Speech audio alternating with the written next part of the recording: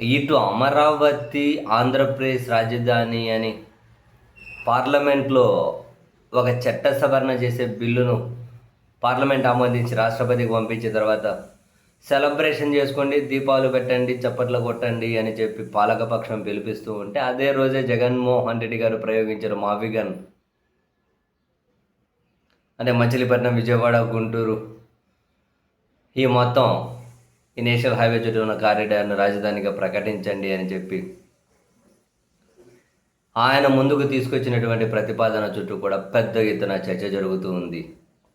ఈ క్రమంలో ఈ చర్చ చుట్టూ ఏమంటారు, మనకు రెండు రకాలు ఇక్కడ ఈ చర్చను సమర్థించుకుంటూ కొన్ని కీలకమైన పాయింట్లు లేవనెత్తుతున్న వాళ్ళు కొందరు, అండ్ జగన్మోహన్ రెడ్డి గారు లేవనెత్తిన దాన్ని పూర్తిగా కొట్టిపడేసి తన చుట్టూ ట్రోలింగు, తన చుట్టూ బూతులు, తన క్యారెక్టర్ని అసాసినేట్ చేసుకుంటూ ఏది బుద్ధిబుద్ధి మాట్లాడే బ్యాచ్.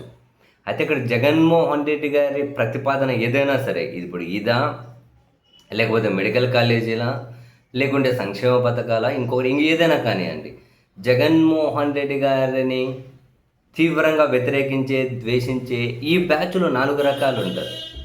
ఈ బ్యాచ్లు 1, 2, 3, 4 రకాలు. ఒకటి తెలుగుదేశం పార్టీ కార్యకర్తలు, అంటే చంద్రబాబు నాయుడు గారి అభిమానులు. వాళ్ళేంటి, ఇంకిప్పుడు జగన్మోహన్ రెడ్డి గారు ఏం చేసినా వ్యతిరేకించడం వాళ్ళ రాజకీయ ధర్మం. చంద్రబాబు గారు చేసేది కరెక్టు, జగన్ చేసేది తప్పు అని చెప్పడం. ఎందుకంటే ఆ పార్టీ కార్యకర్తలు కాబట్టి, చంద్రబాబు గారి అభిమానులు కాబట్టి ఏదైనా కనుక అదే లైన్లో వెళ్ళిపోతారు. ఇంకో వాళ్ళ గురించి మనం పట్టించుకోవాల్సిన అవసరం లేదు. సెకండ్ ఉంటారు అత్యంత ప్రమాదకరమైనటువంటి మనుషులు. ఎవరు వీళ్ళు? మేధావులుగా, న్యూట్రల్ మనుషులుగా చలామణి అవుతూ ఉంటారు. వీళ్ళేంటి, జనంలోకి వీళ్ళ మేధావితనం ముసుగులో నుంచి ద్వేషాన్ని పంపిస్తూ ఉంటారు. అంటే ఎక్కడే కూడా అర్థవంతమైన చర్చ జరగనియరు వీళ్ళు. రాజ్యాంగబద్ధమైన పెద్ద పెద్ద పదవుల్లో ఉంటారు.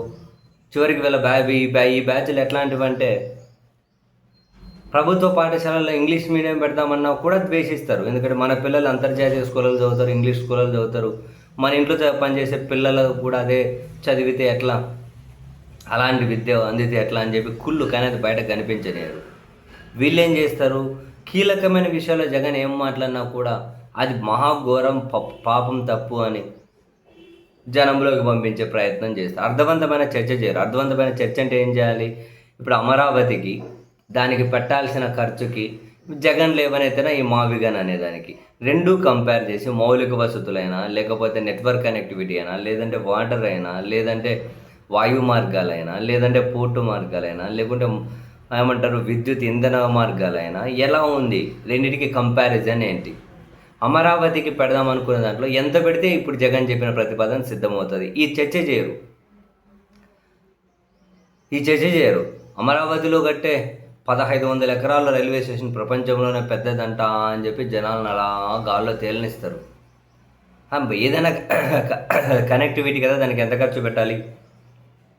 మరి ఇప్పుడు జగన్ చేసిన ప్రతిపాదనలో గుంటూరు, విజయవాడ ఈ 2 రైల్వే స్టేషన్లతో దేశంలో అంతా కనెక్టివిటీ దొరుకుతుంది కదా అనే చర్చ వాళ్ళు రానియరు.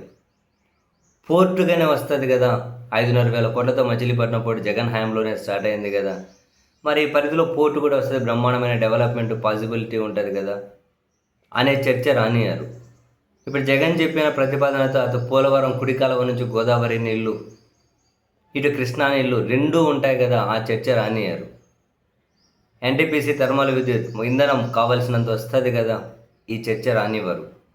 గన్నవరం అంతర్జాతీయ విమానాశ్రయం రెడీ అయిపోతుంది కదా అని ఇంకా బ్రహ్మాండంగా దాన్ని ఇంకేమైనా అవసరమైతే అప్గ్రేడ్ చేయడం, ఇంకేమైనా సర్వీసులు మీద ఏమైనా చేసుకోవచ్చు కదా, ఆ చర్చ రానియరు.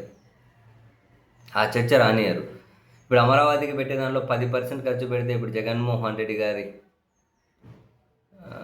ప్రతిపాదన సిద్ధమైపోతుంది కదా, బ్రహ్మాండంగా రెడీ అవుతుంది.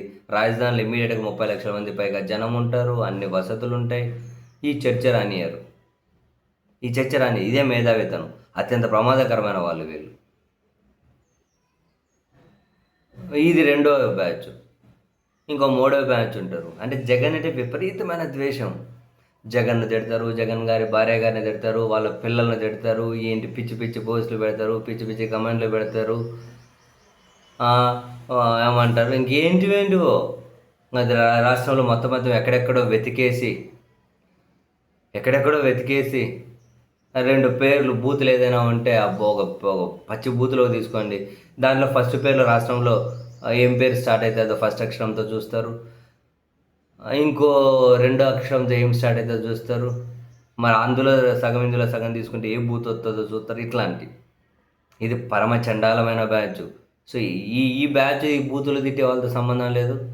అండ్ చంద్రబాబు నాయుడు గారి అభిమానులు ఫస్ట్ బ్యాచ్. ఈ ఫస్ట్ థర్డ్తో ఇది ఏమి పెద్ద వీళ్ళేమి పెద్ద ఇన్ఫ్లుయెన్సర్స్ కాదు, కానీ ఏదో జనాల్లో విషయాన్ని నింపి ఒక వ్యతిరేకతను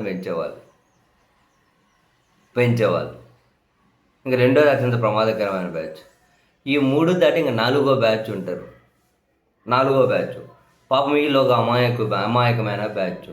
ఏమని కొన్ని వాళ్ళు ఏమి ఎక్కడ ఇన్వాల్వ్మెంట్ ఏమి ఉండరు, కానీ ఇప్పుడు రామారావు గారు పెట్టిన పార్టీ తెలుగుదేశం అని, అండ్ ఈ పత్రికలు టీవీ ఛానళ్ళు దీని గురించి ఏదైతే గొప్పగా చంద్రబాబు గారి గురించి ప్రచారం చేస్తారో ఇవన్నీ నిజం అని చెప్పి నమ్మేసి ఏం చేసినా కూడా అంతే. ఇంకా మనం ఎట్లా చేసినా ఏం లేదు, కానీ ఎవరు వచ్చినా ఏం చేసేది ఉండదు.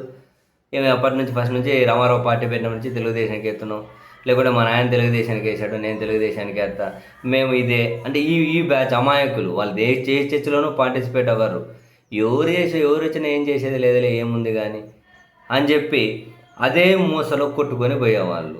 ఇదొక 4వ రకమైన బ్యాచ్. అంటే బై డిఫాల్ట్గానే జగన్మోహన్ రెడ్డి గారి నిర్ణయాలు, ఆయన ఏం సంక్షేమం ఇచ్చారు, ఆయన నిర్ణయాలు ఎట్లా విద్యలో ఆయన తీసుకున్న నిర్ణయాలు భవిష్యత్తుని ఎట్లా మారుస్తాయి, మన పిల్లలకి ఎట్లా మేలు చేస్తాయి, ఏ విధంగా, ఇటువంటివన్నీ కూడా ఆ బ్యాచ్ పట్టించుకోరు. ఈ బ్యాచ్కి అవన్నీ సంబంధం లేదు. ఇది ఒక అమాయకమైన బ్యాచ్. బట్ ఇండైరెక్ట్గానే లేక డైరెక్ట్గానే జగన్ గారి నిర్ణయాల ఫలితాలు అనుభవించకుండా పోతారు జనరల్గా.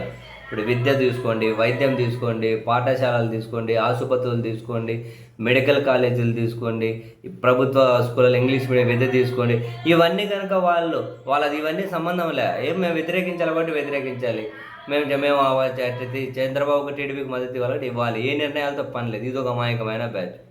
ఇటువంటి 4 రకాల బ్యాచ్తో ఆంధ్రప్రదేశ్ అనేది నిండిపోయింది. వీళ్ళకు మళ్ళీ అక్కడ సబ్సిడరీగా కొందరు ఉంటారు. ఏదో అమరావతి స్టార్ట్ అయిపోయింది కదా, అయిపోతే ఇంకేముందిలే వదిలేద్దాం, అరే దాని ముసుగులో ఎన్ని లక్షల కోట్లు ఖర్చు పెట్టాలి, ఎంత పెద్ద నిర్ణయం, రాష్ట్రం ఇంకొన్ని దశాబ్దాల పాటు ఇంకెన్ని సంవత్సరాలు దాన్ని మోస్తూ పోవాలి, ఇవన్నీ కూడా ఇంకా బ్యాచ్ ఇంకా భవిష్యత్తు పరిణామాలు చర్చించరు.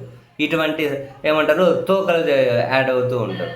అర్థవంతమైన చర్చ అంటే కంపారిజన్ తీసుకురావాలి, ఏది మంచి ఏది చెడని ఇటువంటి కంపారిజన్ తీసుకొని రావాలి.